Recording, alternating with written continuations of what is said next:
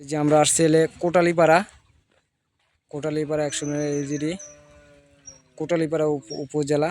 যে আমরা কোটালীপাড়া উপজেলার ভিতরে আসছি, যে সাতলা থেকে কোটালীপাড়া উপজেলা। দেখেন এই কোটালীপাড়া উপজেলার পরে যে রাস্তা, এই রাস্তা, আর কোটালীপাড়া উপজেলার আগের যে রাস্তা, এই অবস্থা। এই একটু উপজেলার আগে যদি এই রাস্তা এরকম থাকে, আর এই একটু উপজেলার পরে রাস্তা যে একদম সমানে পিস। আসলে আমরা তো এক পথেরই পথে, আমরা তো নৌকো মার্কে ভোট দিতে আছি আমাকে দেশে উন্নত হবে এই লেগিয়া, কিন্তু তো এই উন্নত হয় না। এই আমাকে এই রাস্তাটা ওই যে মনির পাগল মেয়া, সে কইছিল যে আল্লাহ যদি বাঁচায় আমি যদি এমপি হইতে পারি তাহলে আমি মানুষের কাজ ধরে গোড়ারতা আমি ধরবো আগারতা। তো সে তার ওয়াদা সে পালন করছে। কোন পর্যন্ত হয়েছে রাস্তা? এই পর্যন্ত হয়েছে। এই পর্যন্ত এটা মনির মেয়ে এই করছে। আর এদিক পর্যন্ত না, এদিকে ওই আগের যে রাস্তা ছিল যেটা এখন এই তো ফরিদপুর কোটালীপাড়া। মানে কত বছর পর্যন্ত এরকম মনে করে এই সেম রাস্তা আছে?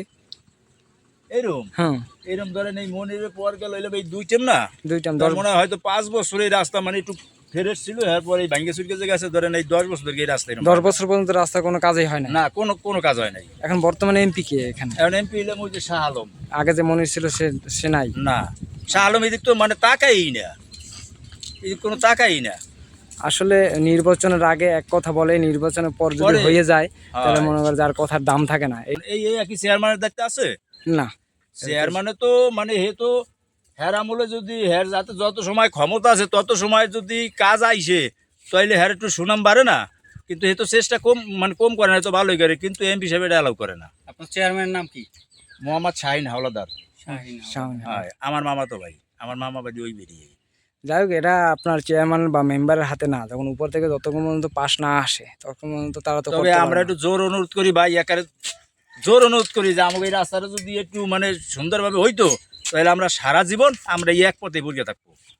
যাই হোক, সমস্যা নাই। যারা দর্শক ভিডিওটা দেখছেন বা যে ঊর্ধ্বতন কর্তৃপক্ষ বা জেলা প্রশাসক যারা আছেন, অবশ্যই খুব ভালো মানুষ, রাস্তার দিকে অবশ্যই আপনারা নজর রাখবেন যাতে রাস্তাটা তাড়াতাড়ি হয়ে যায়। আর যে জনসাধারণ যারা আছে তাদের দুর্ভোগ যেগুলো আছে ওগুলো যাতে দূরীকরণ হয়ে যায়, তো অবশ্যই দেখবেন। আচ্ছা, ধন্যবাদ আপনাকে। আমরা আর জানতাম না যে এইরকম রাস্তা। যখন ওই সাতলার এপারে আসছি তখন বলে যে রাস্তার অবস্থা খুবই খারাপ। আমরা 36 বছর পরে এবারে সাধনা পাইছি, চেয়ারম্যান পাইছি, কিন্তু সে চেষ্টা কম করে না। কিন্তু এর আগে যত চেয়ারম্যান ব্যাপার আছে আমাকেও মানে টুকিটি কোনো কাজ আমাকে এবার করে নাই।